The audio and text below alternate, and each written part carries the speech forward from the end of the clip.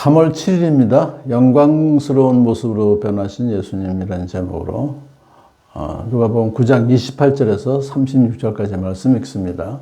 이 말씀을 하신 뒤에 여드레쯤 되어서 예수께서는 베드로와 요한과 야고보를 데리고 기도하러 산에 올라가셨다. 예수께서 기도하고 계시는데 그 얼굴 모습이 변하고 그 옷이 눈부시게 휘어지고 빛이 났다. 그런데 갑자기 두 사람이 나타나 예수와 더불어 말을 하고 있었다. 그들은 모세와 엘리야였다. 그들은 영광에 쌓여 나타나서 예수께서 예루살렘에서 이루실 일, 곧 그의 떠나가심에 대하여 말하고 있었다. 베드로와 그 일행은 잠을 이기지 못해서 졸다가 깨어나서 예수의 영광을 보고 또 그와 함께 서 있는 그 두 사람을 보았다. 그 두 사람이 예수에게서 막 떠나가려고 할 때에 베드로가 예수께 말하였다. 선생님, 우리가 여기서 지내는 것이 좋겠습니다. 우리가 초막 셋을 지어서 하나에는 선생님을, 하나에는 모세를, 하나에는 엘리야를 모시겠습니다.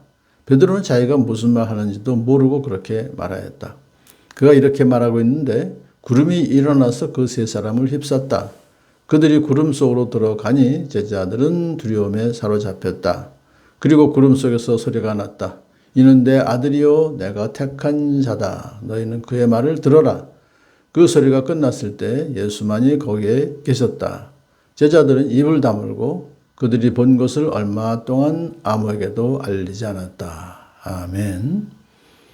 이 말씀을 하신 뒤에라고 하는 것은 여기에 서 있는 사람 가운데는 죽기 전에 하나님 나라를 볼 사람들이 있다라고 말씀하셨어요. 그런 다음에 8일이 지난 후에 진짜 하나님 나라를 이제 보게 되는 거죠. 예수님께서 베드로와 요한과 야고보 세 제자, 수제자들 셋을 데리고 기도하러 산에 올라가셨습니다. 이제 조용히. 예수님은 기도하고 계셨는데 그 제자들은 졸았어요. 잠을 잤을 것 같아요. 그런 이제 상황에서 갑자기 예수님의 얼굴 모습이 변하고 그 옷이 눈부시게 휘어지고 빛이 났다. 천상의 예수님으로 된 거예요.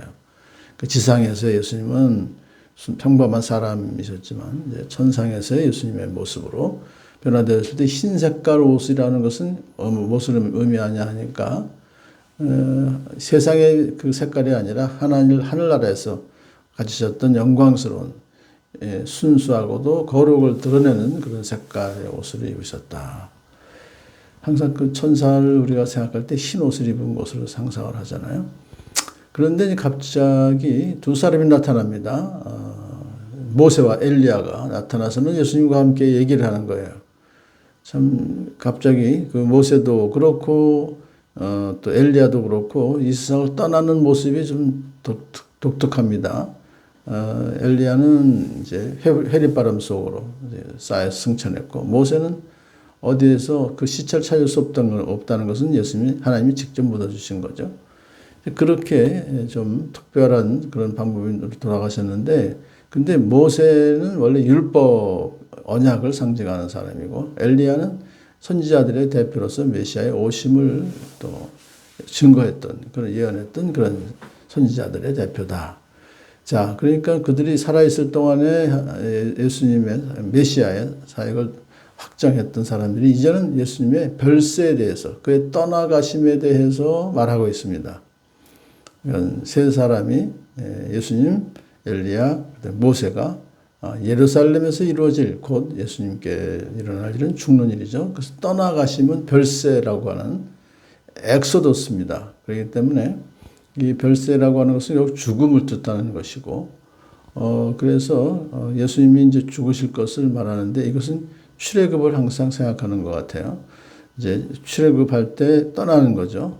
그래서 결국은 떠나기 전에 어린 양이 죽어야 돼요. 희생을 해야 돼요. 마찬가지로 예수님께서 떠나시는 것은 예수님의 죽으심으로 이제 인류를 죄와 사망에서부터 해방시키시는 그런 사역을 하실 것을 이제 미리 벌써 다 말씀하셨던 거예요. 자, 그런 중요한 그런 참 일이 있었는데 그때 이제 제자들이 졸다가 깨어납니다. 그래서 예수의 영광을 보고 또 그와 함께 서 있는 두 사람 영광스러운 모습을 보면서 야, 이거 참 너무나 황홀하죠. 그런데 떠나려고 하는 거예요. 이제 그 두 사람이. 그러자 베드로가 갑자기 횡설수설합니다. 선생님, 우리가 여기 있는 것이 좀 지내는 것이 좋으니까 초막셋을 짓겠습니다. 하나는 선생님, 하나는 모세, 하나는 엘리야를 모시겠습니다. 대단한 참 일을 말을 하지만 자기가 무슨 말 하고 있는지 또 횡설수설하는 거예요. 지금 그게 무슨 말인지도 잘 모르면서. 근데 하여튼 너무 좋으니까 여기 좀 더 있게 해달라 그런 뜻이죠. 근데 왜 선생님이라고 그래요? 주님이라고 안 그러고 아직도 정신이 없는 상태에서 지금 무의식 속에서 지금 막 얘기했다 볼 수 있기 때문에 아직도 예수님을 어떤 분이신지 정확히 모르는 거예요. 자, 그래서 하나님께서 구름 속에서 말씀하시죠. 내 아들이요, 내가 택한 자다.